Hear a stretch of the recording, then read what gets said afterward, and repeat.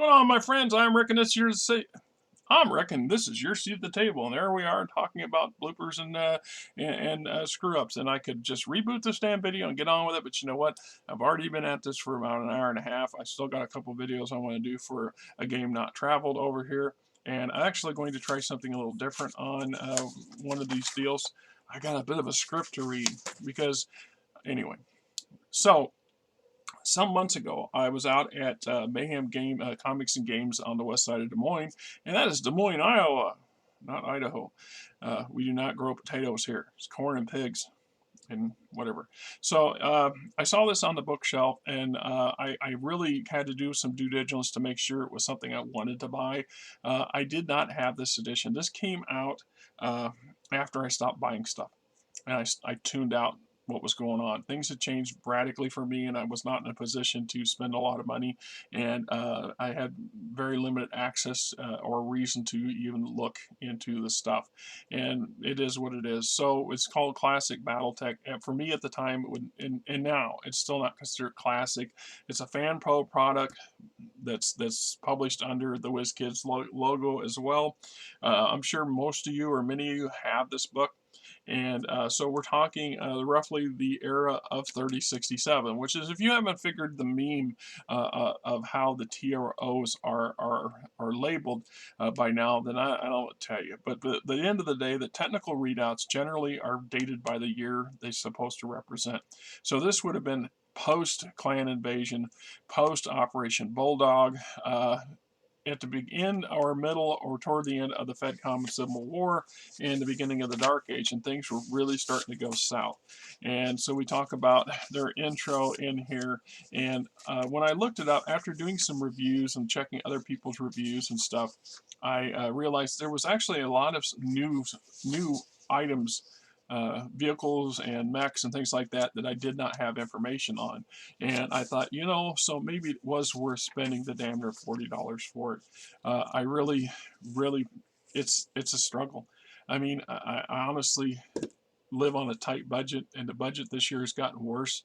Between that and replace the furnace, that's $180 a month that we had to come up with more, and I'm still struggling with trying to figure out how I'm going to deal with this health insurance thing this year. Since I have it, but I don't have it. The stuff I have is horrible, and the deduction is $7,500. I might as well not have it at all, right? $1,000 to go see the doctor, I can't pay that. I don't have any way to make payments for it. Just don't. So meanwhile, the cost of everything's gone up. My credit cards, Jesus, you don't even want to see those. They're hit so hard, it's just a big chunk of my, a good week's worth of my check every month just goes to pay the damn credit cards. We're paying them, and we're just barely pushing them down, and then something comes out of nowhere, and I have to tap into the damn thing, or I want something. So like Dominions Divided came out. That's when it's $54. That's what that costs me to get the hardback version, because if I can get the hardback version, I want the physical version, because 30 years from now, assuming I'm not dead and I'm still doing videos, I'll be able to whip that sucker out and go, I was there in the 1920s when this came out. So it's like, I mean, geez. And we talk about stuff, videos, and just so you know, yeah, I'm doing videos for other material other than BattleTech, but I have not hit bottom yet with my stack of freaking BattleTech stuff. I mean, honestly, there are a number of stuff just sitting here in my would-be pile to do yet that I haven't done videos on, or stuff where I've done videos on, but there are more material within those books that I want to do videos on. I mean, just anyway. So I says this one was worth purchasing. Just because it actually does have a lot of stuff in here. Some of it that I've read are much more interesting than others, and some of these things, frankly, they might look different, but their loadouts, their equipment, their capabilities, their armor ratings, they're not really all that different from stuff that already exists. How many mech designs do you need? Well, how many automobile designs do we need? At some point, the market becomes saturated, and older machines are still around.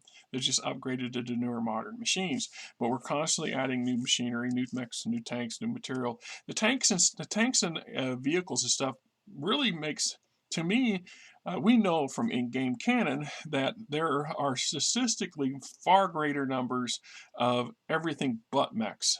Mechs are still in increasingly large quantities in the current eras compared to the earlier eras, despite all the destruction and constant conflict. But that's just the way it plays out. But the vehicle-wise, they haven't really even scratched the surface on them, and they could do a bunch of TROs just on that, but they don't feel that, it's my understanding, they probably don't feel that there's a big enough market to support that stuff, because most people want the big stompy robots. And so we see yet more and more and more different kinds. And if you let them up and you play them side by side and you look at them from the perspective of a Ford and a Chevy and a Dodge is still a car or a pickup. So how many variants of a 40-ton mech can you come up with that doesn't basically have the similar or same capacity, capability, speed, armor class, and layout, and weapon loadout? It's only so much you can change. And then at that point, it just becomes an aesthetics game. We're changing the physical appearance and giving it a nifty name. And think about that for a minute, how hard it is to come up with names. There's some people that like to go after. Well, I wouldn't call. I don't know why they called Blood Ravens the Blood Ravens. That's kind of a stupid name. Okay, but you know what? Trying to come up with names, endless series of stuff, that's a challenge in and of itself. And I appreciate the amount of challenge that goes into that, just from a personal level. So we got mechs, of course, and we've got some vehicles in the beginning, and now we got some aerospace. This is another underdeveloped era when it comes to the HEROs, in my opinion. Aerospace, there's a larger contingent of aerospace fighters than what we really see video entries for. And then there's the additions of dropships and jump ships. It's the same problem. We know from the lore that there are many more types out there in smaller numbers than there are for newer numbers, or for what's being presented. And then we got some various really hardcore changes. This is one of these I was talking about some videos back about dropships being turned into actual warships. So when we talk about pocket warships, obviously warships are hideously expensive. But the fact was, we know that there's a number of dropships, like the Overlord class, for example, that's sufficiently large enough that it could mount naval-grade weapons, or that there should have been a development between the mech grade scale weaponry and battleship, warship grade weaponry. There should have been something in the between. All right, so when we start actually seeing this, and this is new to me. A lot of you, they've got those and they got this, and hey, I don't doubt you, never doubted you at all. That's why I always said in the comments, this is the ones where I go and I said, now this is worthy of me having the book, because now I'm looking at an actual warship version of the Overlord, for example, and the fact that it's actually carrying Krakens. So it's actually carrying some weaponry that would be a threat to the naval contingents that still exist and are still around. So, right, I'm just pointing out that probably an obvious thing for some. A few more inner-sphere made warships, and the fact that they're still trying to produce them, these huge, humongous resource consuming machines, is just insane. In my opinion, and of course a couple others that for the clans. So all in all, I found that this particular sourcebook was quite conducive. It says copyright 2002-2005. So when this came out, it came out, and I missed seeing it. I never saw it show up, and as I acknowledged, I wasn't actively trying to look, which I have some regrets about that now.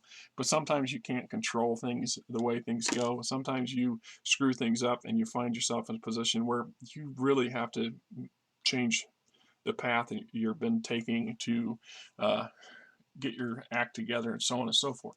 So anyway, this was a good addition, and obviously there's other editions, that later versions of the TROs that come out.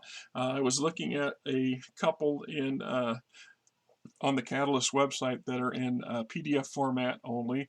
When the time comes and I've got a little extra cash once again to tap, I will probably follow up on those and see if I can't get a hardback version of them.